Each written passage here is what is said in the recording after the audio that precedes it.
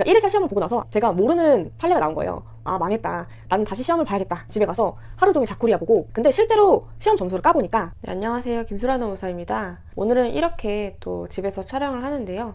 오늘은 노무사 시험에 대한 이야기를 좀 해보려고 합니다. 노무사 시험 준비하려고 마음 먹으면 이거 시험 합격하는데 얼마나 걸리지? 이런 궁금증들이 많이 생기실 것 같아요. 저도 그랬던 것 같아요. 그래서 인터넷에 검색도 해보고 카페 글도 읽어보고 근데 다들 말이 다 달라서 어떻게 해야 되나 헷갈렸던 그런 기억이 있는데요. 그래서 오늘은 제가 수험생일 때 특히 좀 많이 궁금했던 부분들, 지금도 자주 받는 질문들을 위주로 Q&A 형식으로 가볍게 정리해봤습니다.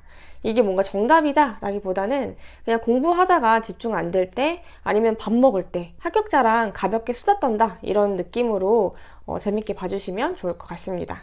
노무사 합격 평균 수험 기간이 얼마나 걸리나요? 이렇게 많이 궁금해 하시는데요. 보통 경영학과처럼 관련 학과를 나오신 분들 같은 경우에는 수험 기간이 조금 더 단축될 수는 있겠지만 보통은 2년에서 3년 차에 가장 많이 합격을 하시는 것 같아요.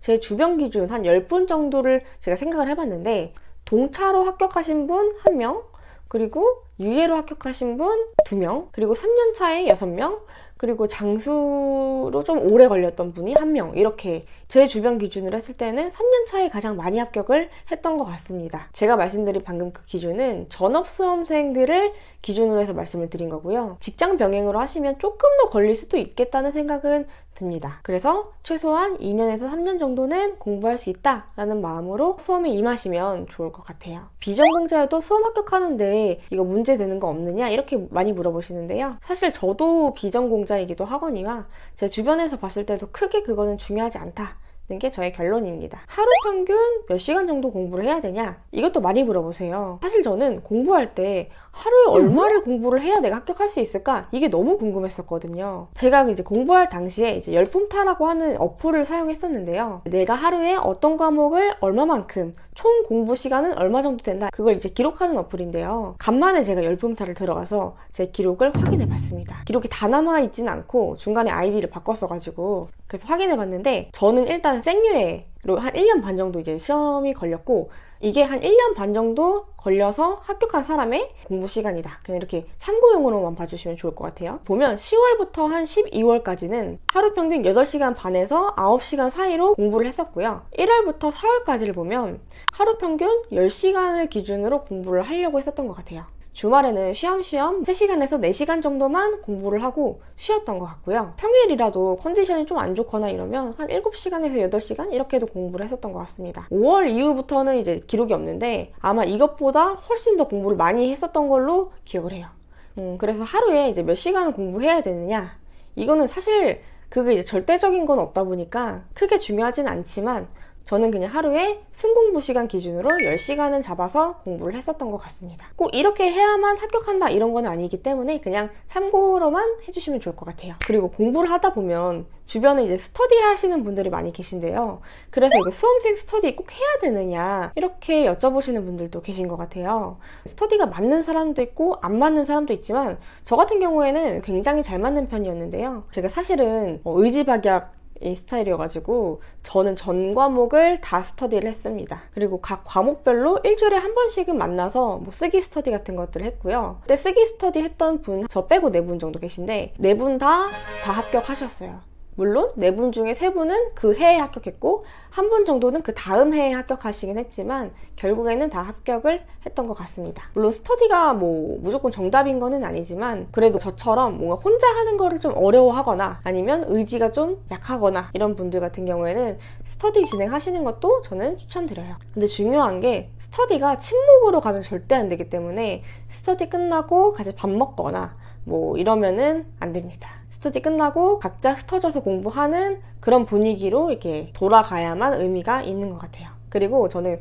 쓰기 스터디 말고도 생활 스터디라는 것도 했었는데요. 내가 하루에 몇 시간씩 공부하고 몇 시에 이제 도서관에 가서 앉아서 공부를 시작했는지 이런 거를 다 사진 찍어서 단톡방에 올리는 거예요. 그래서 단톡방에 올려서 그런 거 안 지키면 뭐 페널티가 있고 이런 식으로 생활 스터디도 했었습니다. 거기도 기준이 공부 시간이 10시간은 채우자 이게 목적이었기 때문에 중간에 그만두시는 분들이 엄청 많았어요. 근데 엄청 많았는데 거의 끝까지 가신 분들 중에 또 한 분이 또 같이 합격을 해서 지금도 친하게 잘 지내고 있습니다. 결론적으로 말씀드리면 스터디가 필수는 아니지만 좋은 사람들이랑 만나서 하게 되면 더 큰 시너지가 날 수 있다고 생각합니다. 그리고 네 번째로는 학원 모의고사 성적 중요하냐? 이것도 많이 궁금해 하시는데요.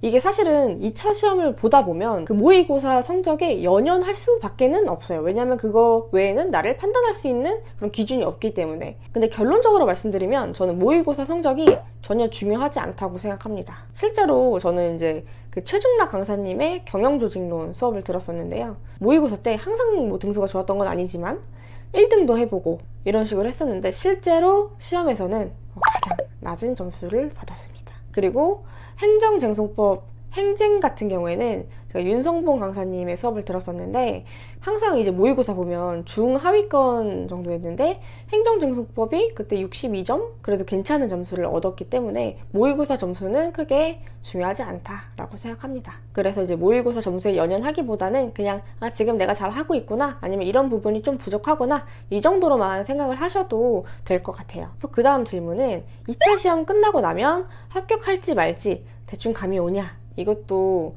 이제 곧 이제 2차 시험이 다가오고 있잖아요. 그래서 많이 이제 궁금하실 것 같은데 이게 좀 웃긴 게 2차 시험은 1일차, 2일차 이렇게 각각 두 과목씩 이렇게 나눠서 시험을 보게 되는데요. 제가 1일차의 노동법이랑 인사 시험을 봤을 때 노동법 시험 끝나고 나서 망했다. 나는 다시 시험을 봐야겠다 라고 생각을 했었어요. 왜냐면 제가 모르는 판례가 나온 거예요. 그래서 이제 이거 논탈이다. 이제 멘탈이 나갔고 이제 인사도 막 이제 푸는 둥 마는 둥 막 이렇게 정신없이 이렇게 1일차가 그렇게 끝나서 이게 절대 하면 안 되는 건데 집에 가서 하루 종일 자코리아 보고 그 다음날 시험을 전혀 이제 공부를 하지 못한 상태로 2일차 시험을 가게 됐어요. 근데 2일차 때는 시험을 생각보다 굉장히 잘 봤다고 스스로 생각해가지고 내가 만약에 떨어지면 노동법 때문에 떨어지는 거고 내가 만약에 붙으면 경영 조직 때문에 붙는 거겠다 라고 생각을 했었어요. 근데 실제로 시험 점수를 까보니까 노동법이 제일 점수가 높았고 경영조직론이 제일 점수가 낮았습니다. 그래서 이제 저의 결론은 2차 시험이 끝나고 나면은 내가 완전히 논점을 이탈했거나 아니면 거의 모범 답안 수준으로 완벽하게 답안을 작성했다. 이런 게 아닌 이상에는 그냥 예측을 하지 않으시는 게 마음 편할 것 같아요. 제 주변에는 합격할 줄 알았다 이런 분도 계시고 불합격이라고 생각했는데 합격한 분도 계시고 그러니까 2차 시험 끝나고 나면 그냥 결과 나오기 전까지 너무 무리하지 마시고 예측하는데도 너무 에너지 쓰지 마시고 푹 쉬면서 시간을 보내시는 게 제일 좋은 것 같아요. 왜냐면 막상 이제 합격하고 나면 수습법인 구한다고 마음도 이제 다시 또 불편해지거든요. 그래서 결론적으로는 예측은 아무런 의미가 없다입니다. 사실 이제 어떤 펜을 쓰면 좋은지 스터디는 어떻게 구하면 좋은지 어떤 강사님 수업을 들으면 좋은지 이런 이야기까지 다 하고 싶은데 오늘은 간단하게 이 정도로만 이야기를 하겠습니다. 이제 2차 시험이 보니까 8월 말이라서 얼마 안 남았더라고요. 그래서 지금 시기가 참 밥맛도 없고 그냥 빨리 시험이 끝났으면 좋겠다 이런 생각밖에는 안 드는 그런 시기인데요. 그래도 마지막까지 최선을 다하시고 꼭 좋은 결과가 있으셨으면 좋겠습니다. 네, 오늘도 도움이 되셨다면 구독, 좋아요 부탁드립니다. 감사합니다.